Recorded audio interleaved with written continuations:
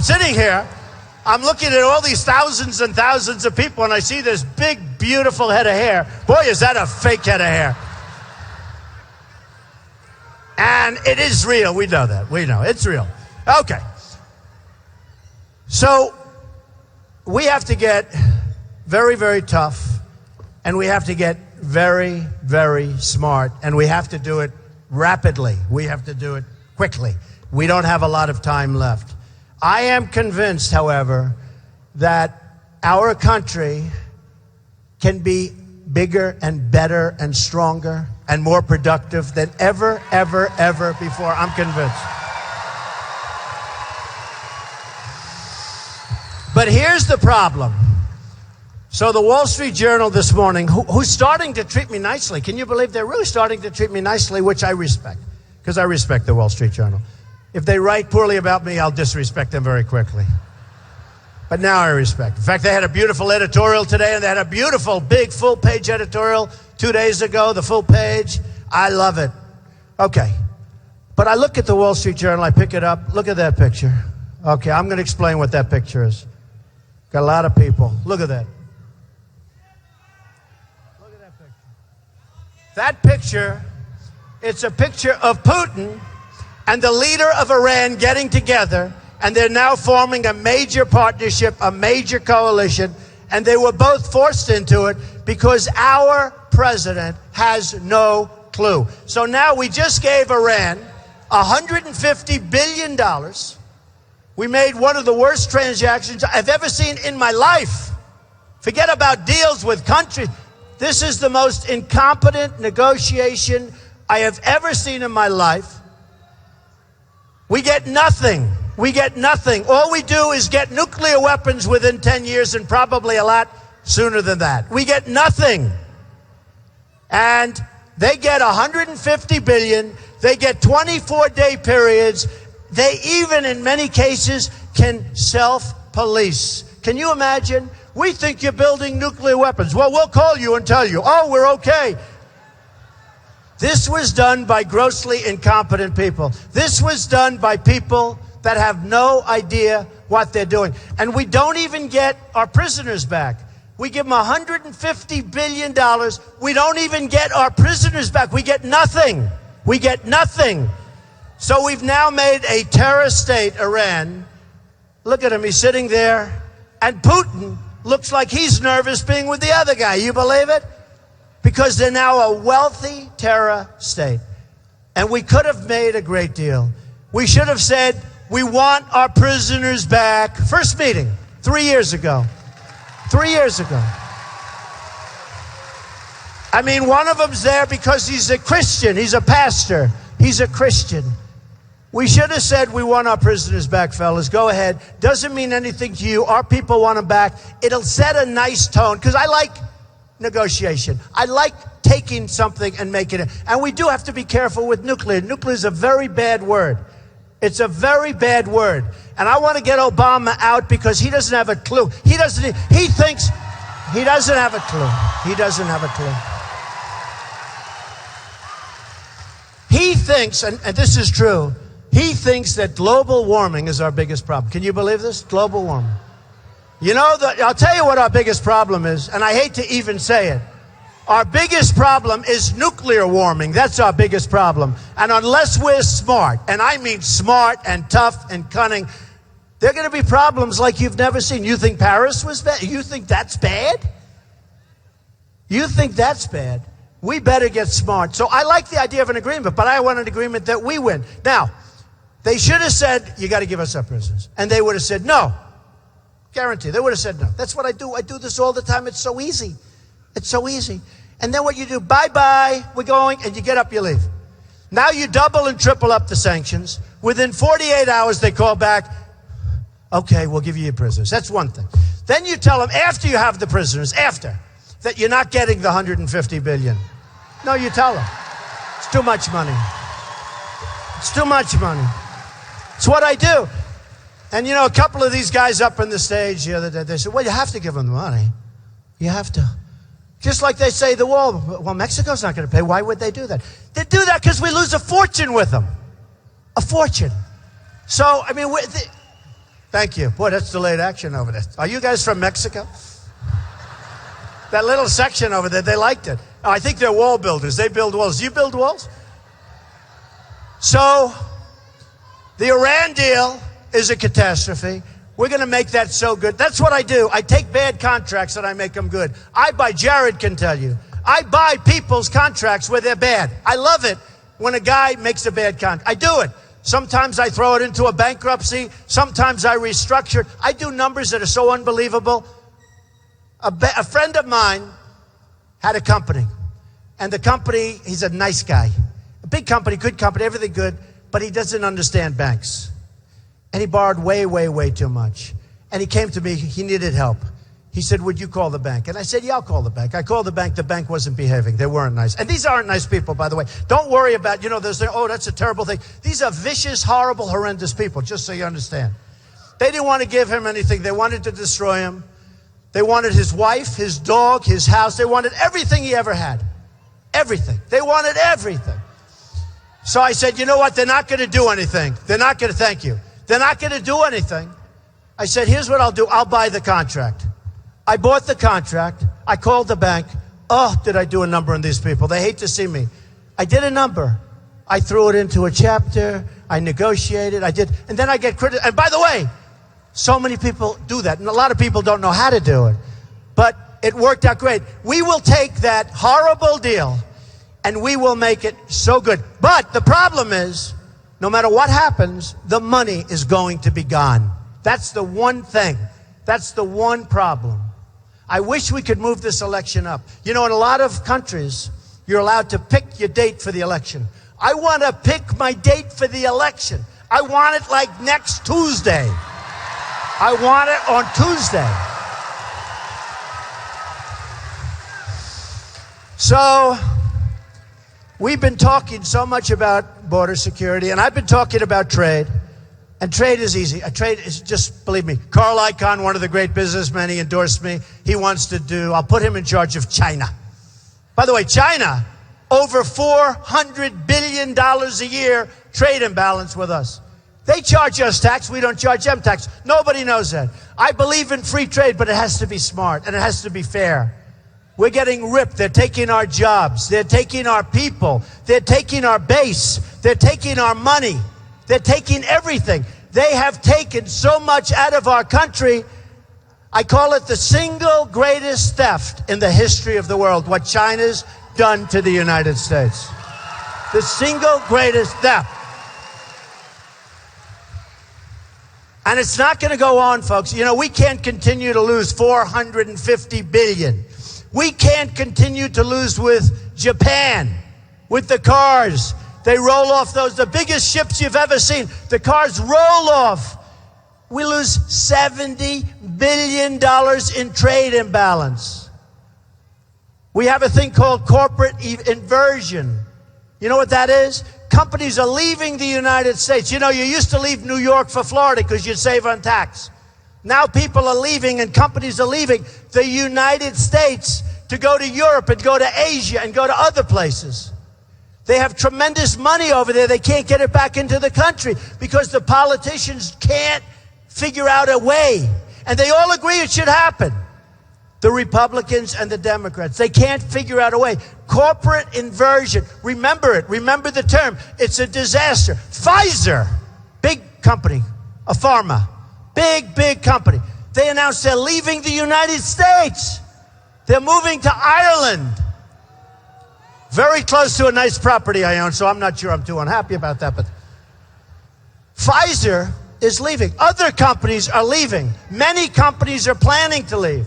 It's the thing that drives Carl Icahn wild because there's no reason for this. And we've got to stop it. Don't forget, when they leave, you're talking about hundreds of thousands of jobs.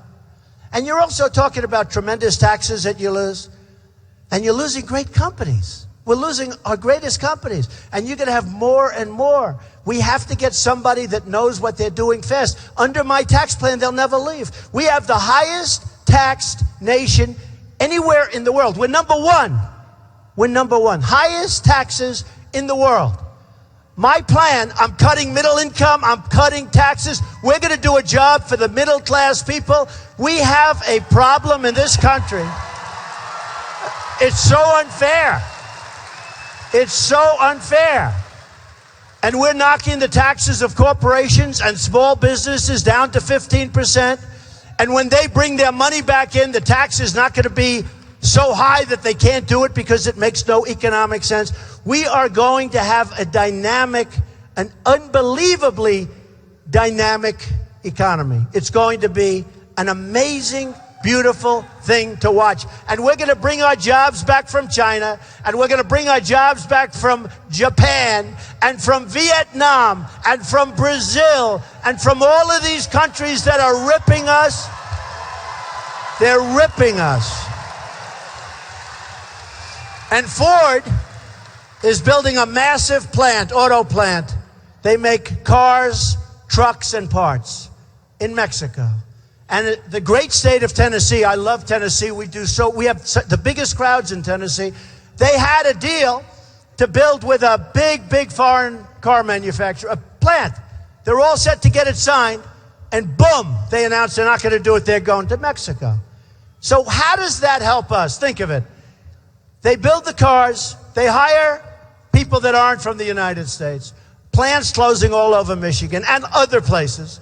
How does it help us? They hire other people. They sell the cars in the United States and elsewhere.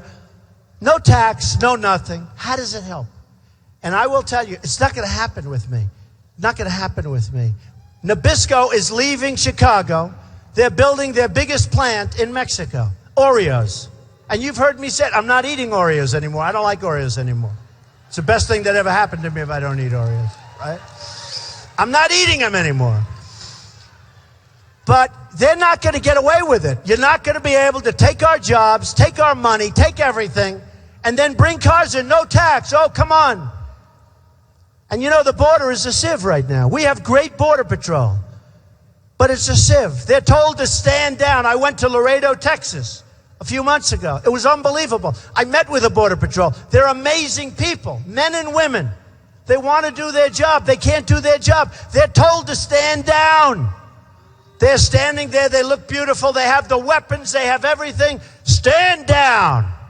Don't do anything. People walk right in front. They say, Mr. Trump, we want to do our job. They're great Americans. They're great people. They want to do their job. They're not allowed to. They're not allowed to. Obama signs an executive order. People, come on in, folks. Come on in. It's like the anchor babies, which I was right about, right? I was right about. A woman's pregnant. She comes from another country. They come into the United States. She has the baby. Now we have a citizen of the United States. Congratulations. We take care of the citizen for 85 years or whatever it is. No good. It's no good. It's no good. And you know what? If you did that with Mexico, I have a great relationship with Mexico. I have a great relationship with the Mexican people. I love them. They're great people. The Hispanics are great people. I'm going to win the Hispanic vote, okay? I'm going to win the Hispanic vote. Because I create jobs. I've created tens of thousands of jobs. I'm going to win the Hispanic vote. In Nevada, they just came out with a poll. I'm killing in Nevada, but I'm also winning big with the Hispanics. Because they know that I'm going to bring jobs back. That's what they want. And they don't want the illegals. The people that are here legally don't want the illegals coming in and taking their jobs. It's sort of sensible. It's happening. It's happening. I hear it all the time. A radio announcer in New York said, man, I'll tell you, everybody loves Trump. And it's an all Hispanic station. He was on 2 weeks ago. He said, everybody loves Trump. It's incredible. He didn't even understand it, but I understand it. They're here. They don't want their jobs taken. So we're going to make great deals. We're going to have better relationships with countries than we have right now. Because believe it or not, I'm a unifier. You know, Barack Obama is a divider. Everybody thought he'd be a cheerleader for the country. He's the opposite. Did you ever see the country so divided? Seriously. Did you ever see it? I'm going to bring back unity. We're going to be friends. We're going to get along. Look at our inner cities. The problems between black and white and everybody. It's just a disaster. You look at Baltimore. You look at all of these different places. You look at parts of Chicago, parts of LA. It's incredible. It's incredible. He's a terrible, terrible cheerleader. People thought he'd be a good cheerleader. I thought he might be a good cheerleader. I didn't see him doing a lot of other good things because I don't have confidence in him. I've seen too much negative. But I thought he'd be a good cheerleader. He's a terrible cheerleader. I call him the Great Divider. Have you ever seen it? We've never been like this before. I am going to be a unifier. I am going to be so great for jobs. I will be the greatest jobs president that God ever created. That I tell you. It's true. True. But with all of that, my whole little situations when I meet with people has changed in the last week. Because, trust me, I'm going to be great on trade. Trade is easy for me. I know how we're being ripped off. The people on stage with me and Hillary, they don't have a clue about how to stop. They think we're doing good. They said, well, China's our partner. I don't like partners that make $450 billion. And this has been going on for years. So just trust me, trade is so easy. That's my wheelhouse. Just take a look at that's my wheelhouse. Believe me. Let's put it this way. Who would you rather have negotiate against China? Hillary or Trump? Hillary? Trump. Trump!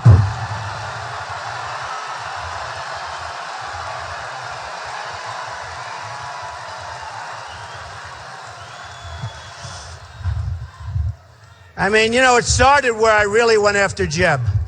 Because Jeb was supposed to be, comes from a family, a big deal. He comes and he was supposed to be like the guy to beat. So I did a big number on him. And he went down. Now maybe he'll come back. You never know. What are the chances that Jeb Bush comes back? I don't think good. Don't worry. If he does, I'll just get. But now we have to leave him alone. In fact, I said, I don't want to talk about candidates, so I promise I'm not going to do that, okay? I'll mention a couple of things, but I don't want to talk about them. So Jeb, I said low energy, and that seems to have stuck. That was like, that was a disaster.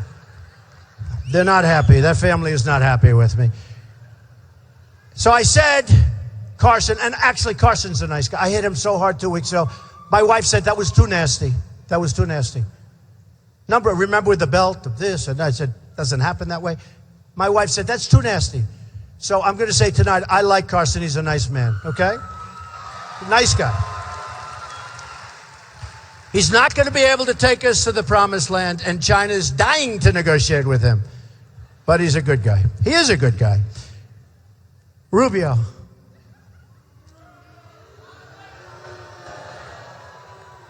So he's weak on immigration, really weak. Remember the Gang of Eight? The Gang of Eight? What are the Gang of Eight? Then his poll went down like this, and all of a sudden, the Gang of Eight? I'd never heard of that. He's a member of the Gang of Eight. He wants to let people in just as much as Obama wants to let people in. And he's doing this for reasons. And I told you before, somebody joined his campaign today. A rich guy is going to put a lot of money into the campaign. I'm trying to figure out what was the deal, because I don't get it. I don't get him. And I think he's probably nice. I don't know. I mean, I stand next to him in the stand. And I said, Marco, how are you? And he goes, good. And we have a very nice relationship. But he's weak, very weak on immigration, and totally pro-amnesty. He wants to give amnesty to people that broke the law. We can't do it. We can't do it. We can't do it. We got 11. It's funny. We've been hearing about 11 million now for so long, right? For so long. We have no idea. It could be 30. It could be 5. We have no idea. We don't even have an idea who these people are, where they're coming from. And believe me, they're not coming from Syria. They're not coming in from Syria. Not if I'm here, because we're sending them back. We're sending them back. We're sending them back. So many bad things are happening. So many bad things are happening. You look at Paris. Paris is not Paris, and I'm not talking about because of what happened last week. They have sections of Paris where the police are afraid to go to those sections. That's how dangerous it is. The police don't want to go there. This is in Paris, like you remember. How about Brussels? How about Brussels? Look at Belgium. Belgium, you think, oh, Belgium, beautiful, beautiful. The whole place is closed down, the whole country. They don't know what's going on. Nobody knows what to do. It's not the same place. We can't let it happen here, folks. We can't let it happen. They're afraid. The police are afraid to do anything. It's become a war zone. And that's right. Radical Islamic terrorists. That's what you have. That's what you have. And Obama refuses to use the word. I don't get it. He refuses to say it. He can't say it. There's something going on. I don't know what it is, and I don't particularly care. We just get him out. Get him out. Get this guy out of there.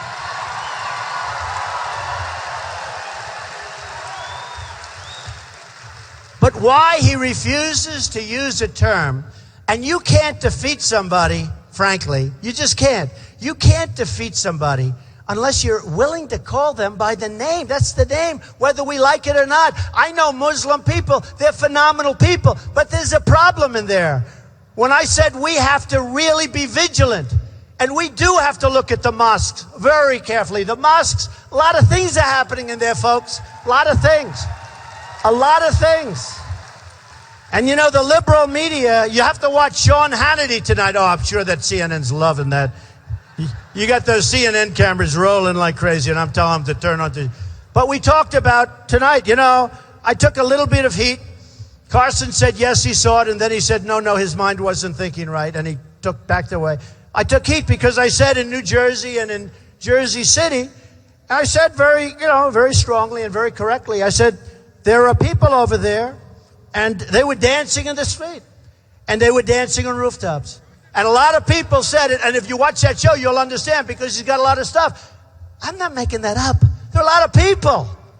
They said actually tailgate parties. So I was taking heat because, you know, the liberal media, they want to guard that. They don't want that out because that's not good for them. I don't know why. You know what I don't understand? I want to make our country great again. For the liberals, for the Democrats, for the Republicans, for conservative Republicans. I want to make our country. Why do people fight us? Why?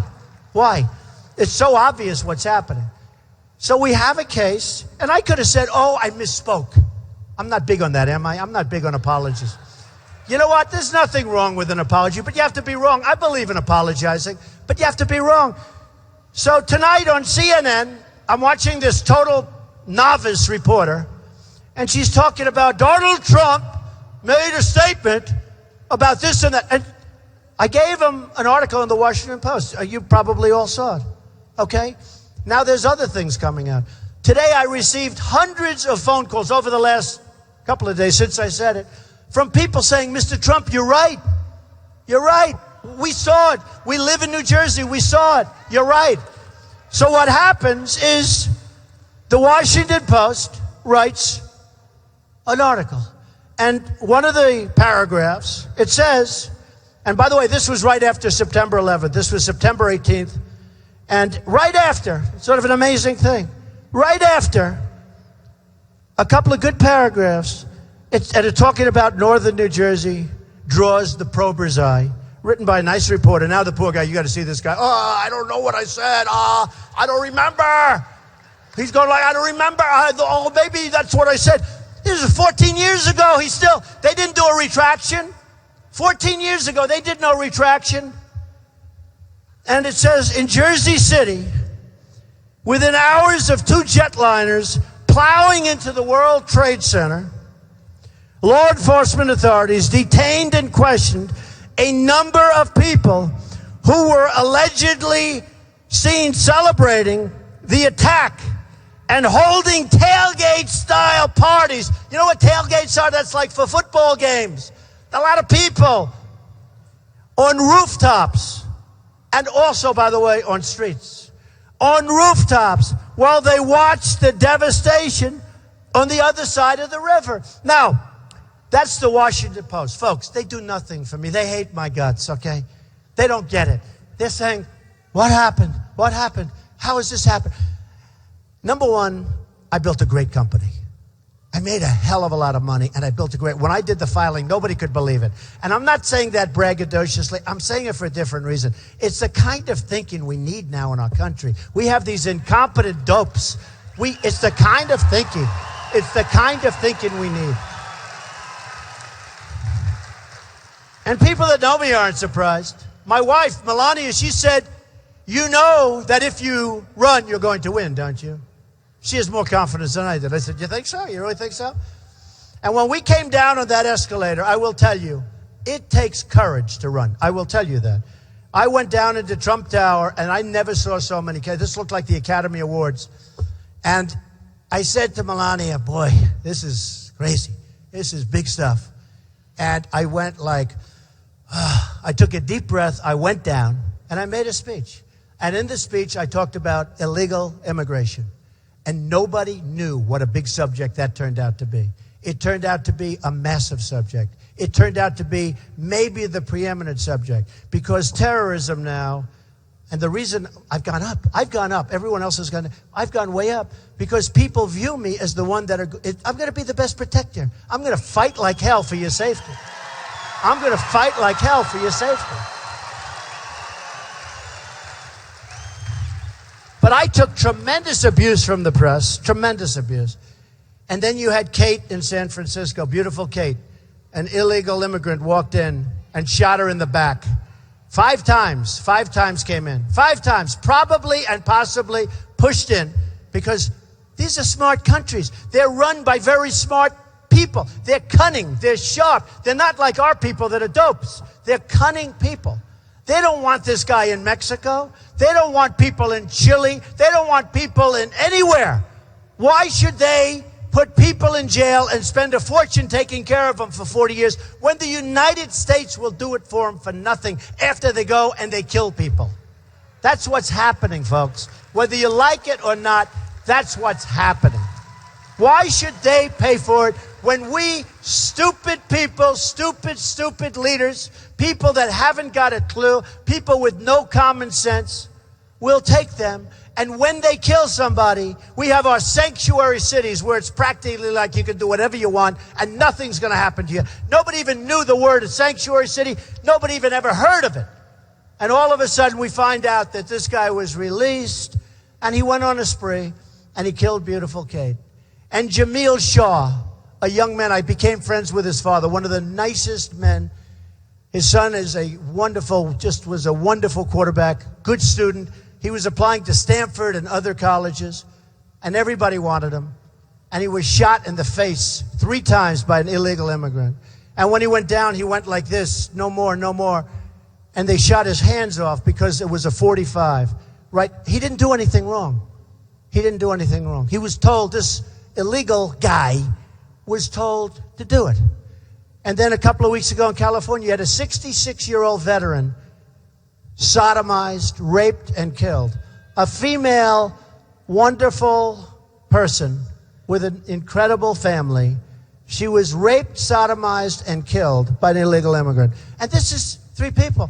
I don't know if you saw it 2 weeks ago. I brought some of the folks up who lost their sons, lost their daughters, lost their brother, their sister, their mother. I brought them up on stage.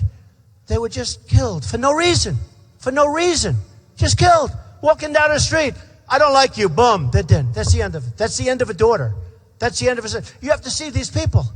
In one case, it was 10 years ago, and the person said, it's gotten worse. You know, you think time heals? The person told me, Mr. Trump, it's worse than it was 10 years ago. It's worse. And we got to stop it. And we got to stop it. People can come in, they're going to come in legally, and we're going to do something we're going to be so tough, we're going to be so vigilant, we're going to be so sharp. And we're not letting others in because, you know, we've got to fix our country. Our country's broken. Our country is broken. We owe $19 trillion. Our roads are no good.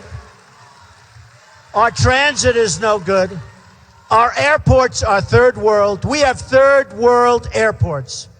I go to places like Qatar and Dubai and all of these different places. I do deals there. They're great people. I do deals there. You land at airports like you've never seen before. We're like third world. We come in, we leave these airports, the most gorgeous thing. You never saw places like this. The most beautiful places.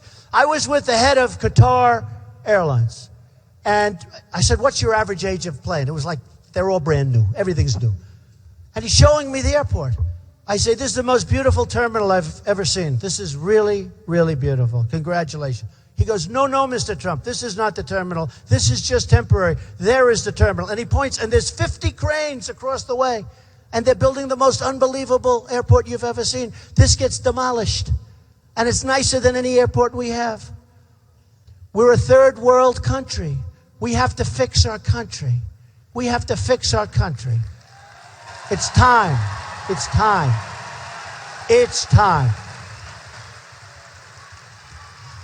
We have wars going on. We have people that have no common sense. Now, a lot of you have been supporters for a long time. Some of you hopefully are going to be supporters now. But, you know, I've been saying, my longtime supporters will tell you, for 3 years I've been saying, take the oil. Take the oil. We shouldn't have been in Iraq. And I said it in 2003, 2004. I said, Reuters, 2004, don't go in, you're going to destabilize the entire Middle East. That's what happened. And then Obama comes in, and instead of saying, think of it, unpredictable, you got to be unpredictable. We're so predictable. We're so predictable.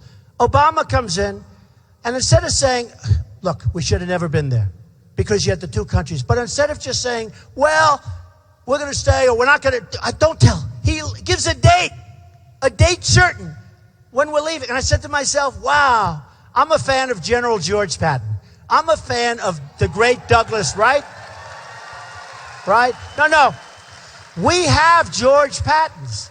You know, our Naval Academy and our Military Academy, West Point, and our Air Force, we have great people that are really tough and really smart, and that's the combination you want. You don't want tough and dumb. You know, plenty of those guys. I've been beating those guys all my life, the dummies that are tough.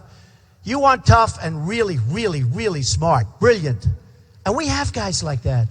But a lot of times they're not politically correct. You know, we got rid of a great general 2 years ago because he was tough and ornery and he used foul language. Can I tell you? And his soldiers loved him, by the way. They loved him. I mean, Patton probably wouldn't be a corporal today, right? I mean, Patton was brutal. MacArthur was cool. MacArthur was, boom, I can take on the world. And I watched a general recently on television, and they said to him, what do you think about ISIS? Oh, ISIS is very tough. And I'm saying, first of all, why is a general on television? I don't want my generals on television. I don't want generals talking to these guys, okay? You know, I don't want them talking to those people. I don't want my generals talking to that group of people back there, 70 of which, I'll tell you what, 70% of those people are absolute total scum. I will tell you that. It's true. They're total scum. They're dishonest. They're bad people. They're bad people. You know what? I say all the time about the press, I have never seen dishonesty like I have from those guys, the political press. And you know what? Every single night that I go out, I have the biggest crowds by far. Nobody has crowds like me. Every single night that I go out and I make a speech where we have crowds like this and bigger and bigger. This was my night off. I was going to have 2,000 people. It ends up being 10,000 people. I wanted a small crowd. But every single night I go home, I say, how did the crowd look, honey? To my wife. Oh, you didn't see any crowd. They never show the crowd. They never show the crowd. They never. And yet if somebody was a protester, if that handsome guy in the blue jacket started protesting and saying, oh, well, we don't like you, Trump, they would turn those cameras on him so fast. And then the next day, it's true. And the next day, I will tell you this, the headline will be protests at Trump rally. I had it the other night. I had 14,000 people. I had one guy protesting, and that became a story for nothing, for nothing. And he was an obnoxious, terrible guy that was screaming and horrible. He was a horrible guy. But that became the story. No fair. But I tell these guys every night, fan the audience, and they don't want to do it. And they don't do it. Look at them. They don't do it. They don't do it. They won't do it. They won't do it. They won't do it. They're dishonest people. I have to say, 30% are good. I mean, you do have good ones. No, it's disgusting.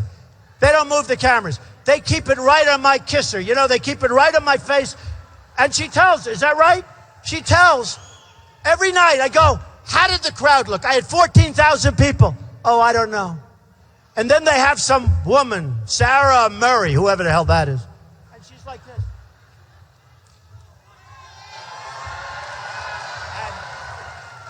And she's going, this is Sarah Murray, and I'm reporting for CNN. And I'll tell you when she does her report. When everyone's gone, she stands on that. The place is empty. Everyone's gone. There's paper all over the floor. It looks like I won't say the word. Looks like a messy place. I don't want to say it, because they'll say he uses bad language. But it's a mess. Chairs laying down. Everyone's gone. This is Sarah Murphy reporting for CNN. Mr. Trump made a speech tonight. Okay. Now, just about the top guy last night in Columbus, Ohio. 14,000 people. We thought there was going to be 7 or 8. Just about the top guy at CNN was there last night. And he's a nice guy. And he told my people that he has never seen it. He's been in this business for a long time. He has never seen anything like he witnessed last night. 14,000 people, and they were going crazy. They were going crazy. And he said he's never seen anything like he witnessed last night. Let's see if the coverage changes at CNN. Let's see. Okay, let's see. Let's see. Let's see.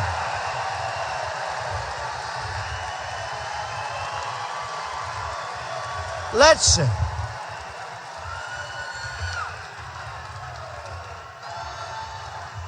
Let's see what happens.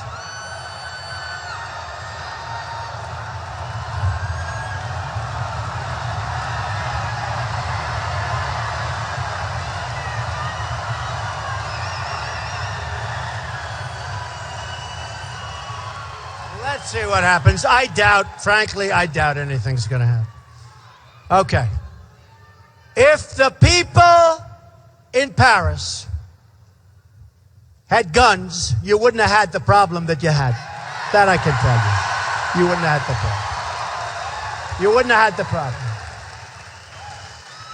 Paris has among the toughest gun laws in the world. France has among the toughest gun laws in the world. I say it all the time. Law-abiding people won't have guns. These guys walked in with guns. Boom, boom, boom, boom, boom. 130 people, many more to come. You have many, 300 people in the hospital, many of whom are not expected to live. They were sitting ducks. They were sitting ducks. How about us? We have military bases where we lost 5 great soldiers recently. 2 of them were highly decorated. 1 of them was a superstar, the best with guns. They have in a military base a gun-free zone. You believe this? You believe this? That ends with me. First day, that ends. No more gun-free. No more gun-free. No more. No more. No more gun-free zones. So this whack job walks in, starts shooting. These poor guys, these are great people. These are powerful, wonderful soldiers. Like some of the police I'm meeting here, they're incredible tonight. These police, they're incredible people.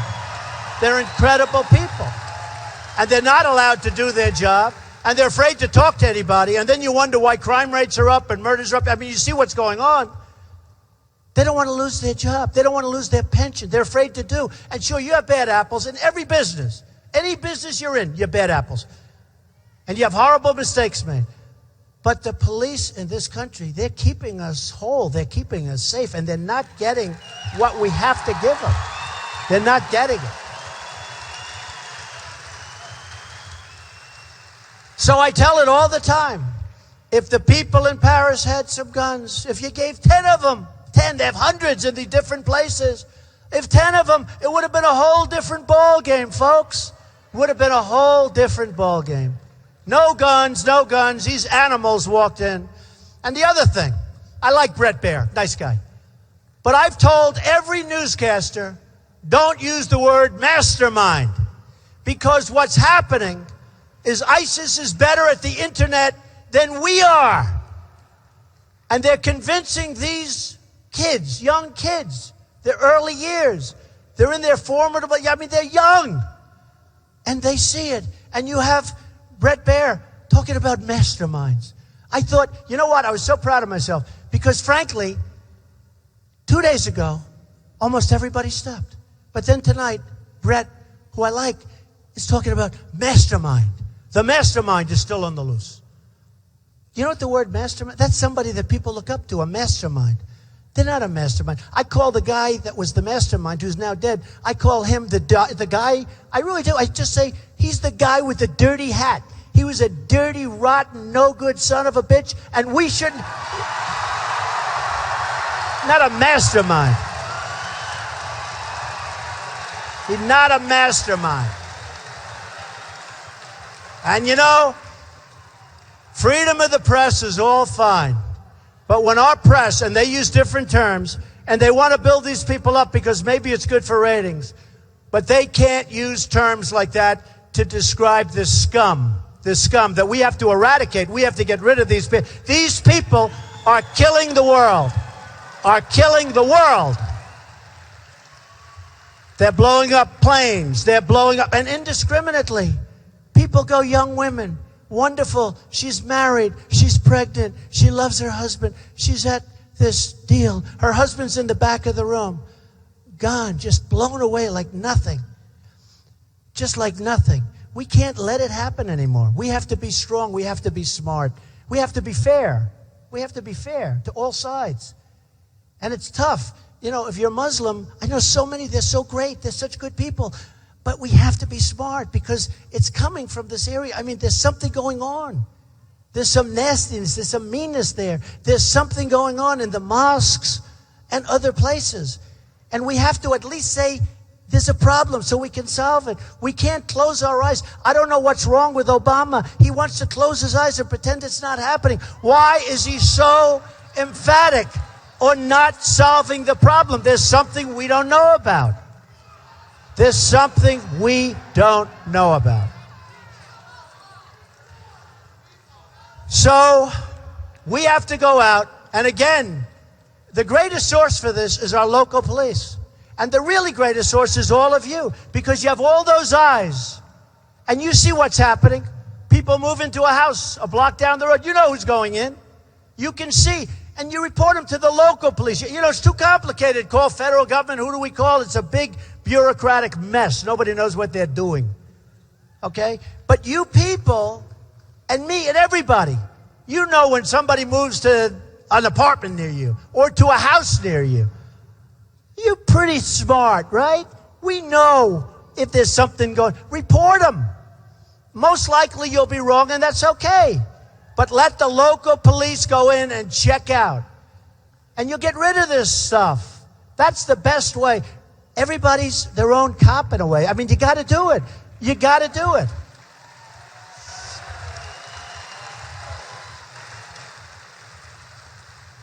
So it's changed a lot in the last week. It's changed really a lot. And what's happened is I was talking about trade, and I was talking about Obamacare, which we will repeal and replace. And we will.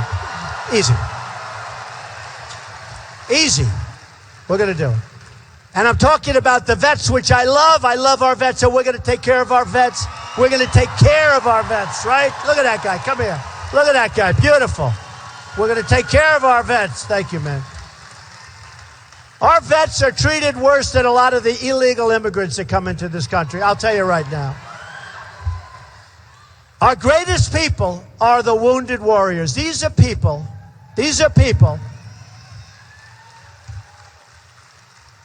The bravery and the courage, and I see them all the time, and I love them. The bravery and the courage of the wounded warriors is beyond anything that I've seen. They lose their legs, their arms. They lose so much. They lose everything. And they have more guts than all of us. I mean, and we don't take proper care of them. We don't take proper care.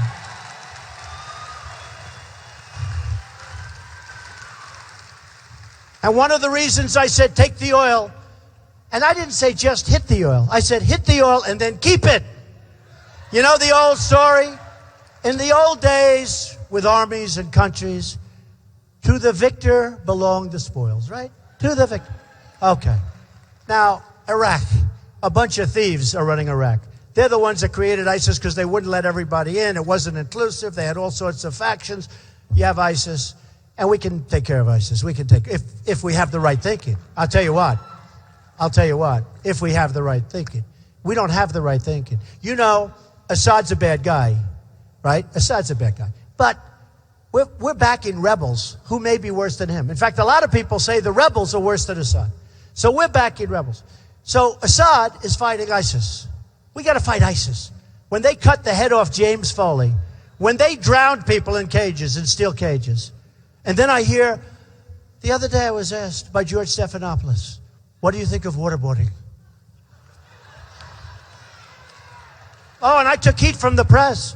Headline, Trump likes waterboarding. They don't say the whole thing. Trump likes. So what do we think about waterboarding?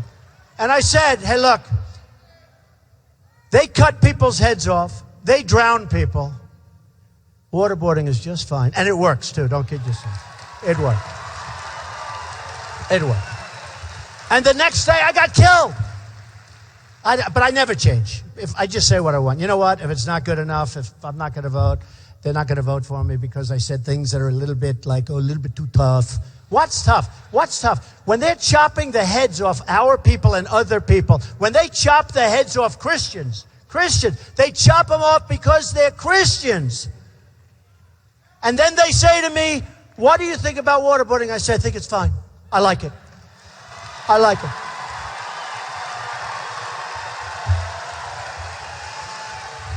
We would not have gotten Osama bin Laden, according to what I hear, without waterboarding. That's how we got the information. Waterboarding. Okay? We wouldn't have gotten him. Speaking of Osama bin Laden, because we have to, when you vote for somebody, you got to vote for vision, right? So I said, bomb the oil. Now they're bombing the oil. I said, take the oil. They won't do that because they're too stupid. They have no business ability. Okay? They won't take it. You know what they'll do? They'll bomb it like hell. The Exxons of the world, they'll get in, they'll fix it up fast, and then the country will take it over. Some country that hasn't even been formed yet will take it over. We won't get anything out of it. We won't get it because we don't know what we're doing. We don't know what we're doing. But vision, very important. So I said, don't go into Iraq, I told you. I said, and I've been saying this for a long time, don't go into Iraq. I said it, I'm the only one running that said it.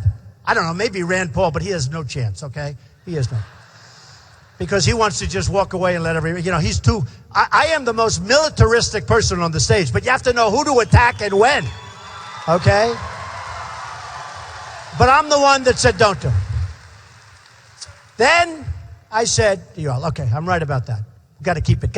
Now we're going to keep it. I hope we're going to. All of a sudden, boom, Paris, and they're bombing the hell out of the oil. Remember about a year ago when they went to all the generals? What do you think? Mr. Trump said, bomb the oil. Isn't that ridiculous, General? Yes, so that wouldn't work. Some general, I have an IQ that's about 3 times his, and I got to listen to this guy. He said that wouldn't work, okay? In the meantime, they have the Paris situation, and now they bombed the oil. Okay. But in my book, The America We Deserve, I said, Osama bin Laden, got to watch him, bad guy, because I watch this stuff. You know, I'm like a guy with vision. Hey, I had an uncle, Dr. John Trump, professor at MIT, like this real guy. My father, smart. My mother, we're smart people. You're smart people. We know what we're doing. We're really smart. All of us, we're smart. In my book, before the World Trade Center came down, I said, Osama bin Laden. I said, you better take him out. He's going to be trouble. So the other day on one of the shows, the top guy, Joe Scarborough, good guy, he said, whoa, you mean Trump predicted Osama bin Laden? Yeah, in 2000, before the Trade Center came down, like 18 months. In 2000, around that time. In my book, it says, Osama bin Laden. You got to take him out. Because I saw he was making trouble. He had a big mouth. And he's talking, we're going to do damage. We're going to do damage. Not that I know, but I watch. And I see. And I wrote, and Joe said, whoa, you got to be kidding. He predicted Osama bin Laden. He had it before anybody even knew who the hell he was. That's in the book. He said, let me see the book. He looks at it. There's a date before the World Trade Center. He goes, whoa, that's what it's about. It's about vision, folks. It's about vision. If we took him out,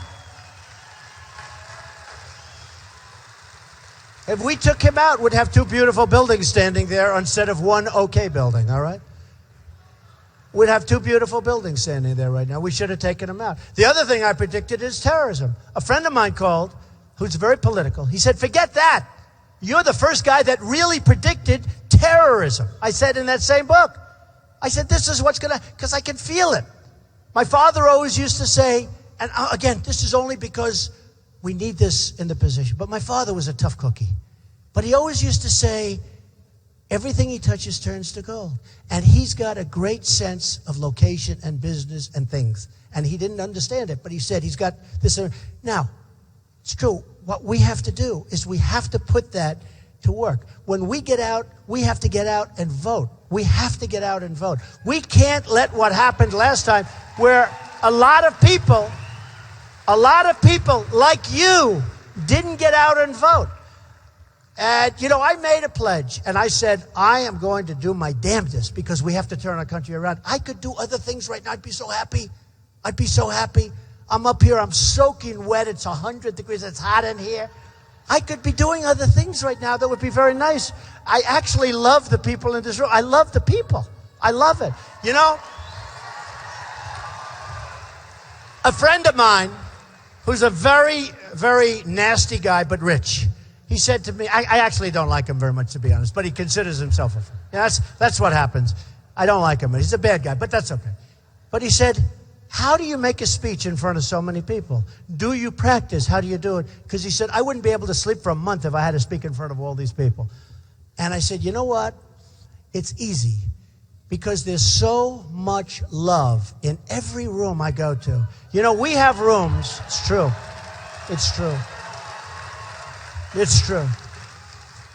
We have rooms, no matter where I go, arenas, no matter where. We go to Dallas. It's the same thing. It's like this. There's so much love. It's really easy to understand. People want to take our country back. We want our country to be great again. That's the theme. Make America great again. We love our country. We know it can be done.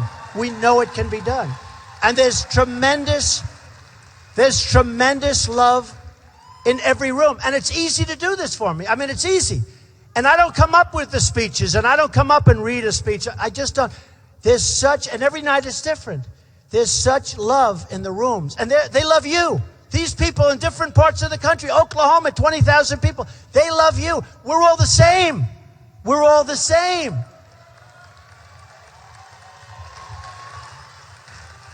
We don't want this to happen to our country any longer. Remember, and this is so true, the American dream is dead, but I'm going to make it bigger and better and stronger than it ever has been before. And we are going to make America great again. I love you. Thank you. Thank you, everybody.